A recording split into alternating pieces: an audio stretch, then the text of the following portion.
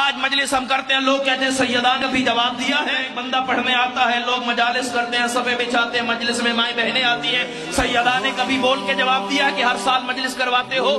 ہم کہتے ہیں کہ فقیر بھی اگر کسی دروازے پہ دق الباب کرے اور گھر والا جواب نہ دے تو وہ بھی چلا جاتا۔ 1400 سال سے ہم جو در سیدہ پہ رکے ہیں، مطلب سیدہ سنتی ہیں، اشارے پہ گاڑی روکیں تو 3-4 دفعہ کوئی دروازہ کھٹکھٹائے نہ دے تو وہ بھی چلا جاتا۔ 3-4 دفعہ پروفیشنل بھکاری جس کا کام ہی مانگنا ہے، وہ مانگے جواب نہ آئے تو وہ چلا جاتا ہے۔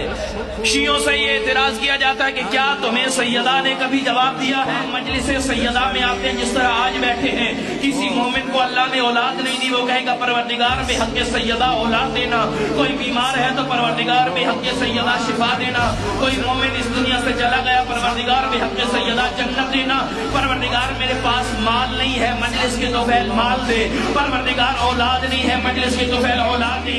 جب اسی مومن کے گھر میں مجلس ہوتی ہے، لوگ پوچھتے ہیں مجلس کیوں کرواتے ہو؟